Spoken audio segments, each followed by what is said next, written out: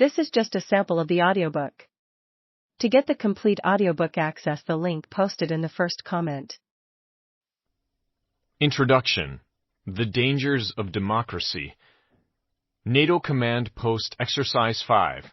The first day of the war devastated Central Europe.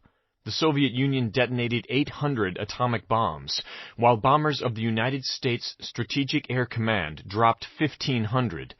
After one day of fighting, the Soviet Union had no atomic bombs left, but the war continued.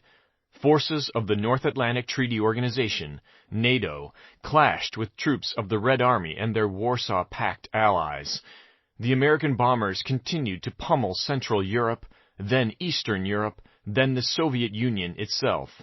Day after day, they dropped hundreds of atomic bombs.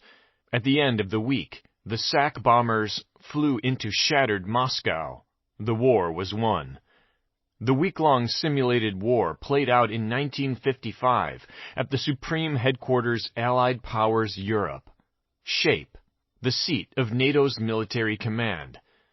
Basil Liddell-Hart, a British military historian and strategist visiting Shape that same year, thought NATO's military power as demonstrated by the paper exercise was impressive. Nonetheless, he also found the whole process very disturbing.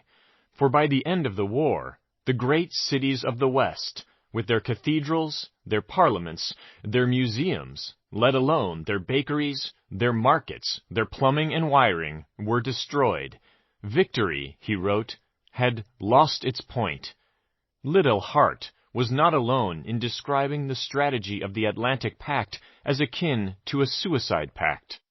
And yet, Allied leaders, speaking through the historical records scattered over more than a dozen archives in Europe and North America, make clear that they built and maintained this pact to keep peace. As NATO's first Secretary General, Lord Ismay, put it, the business, the paramount, the permanent, the all-absorbing business of NATO is to avoid war. To ask if NATO deterred the Red Army from marching down the Champs-Élysées or occupying the Channel ports, however, is to ignore just what Allied leaders thought the NATO organization and its military force achieved. According to Robert A. Ford, a distinguished Canadian diplomat who served as the Dean of Ambassadors in Moscow and as an advisor to NATO on Soviet affairs, it was a myth that what NATO had actually done was prevent a military invasion. The real threat to Europe had been the political disintegration of the Allies, and this is what NATO had prevented.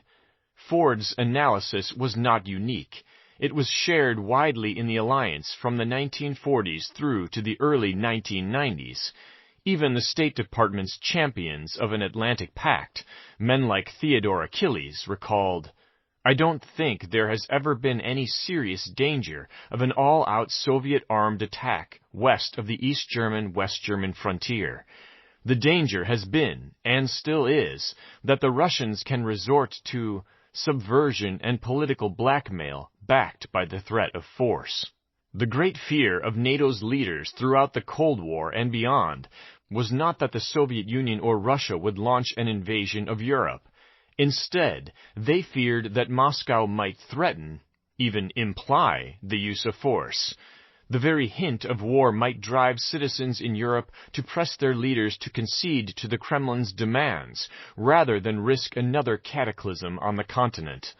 Thus, what American officials called the inadequacies and anomalies of NATO, the relative unrealism of the military plans, and the slightly fictional aspects of NATO, were understood on both sides of the Atlantic to be essential components for providing Europeans with an intangible sense of security. This was much more difficult than it might sound, for a constant theme of this book is the nagging worry of NATO leaders that their citizens rejected the very notion of power politics upon which the concept of NATO rested.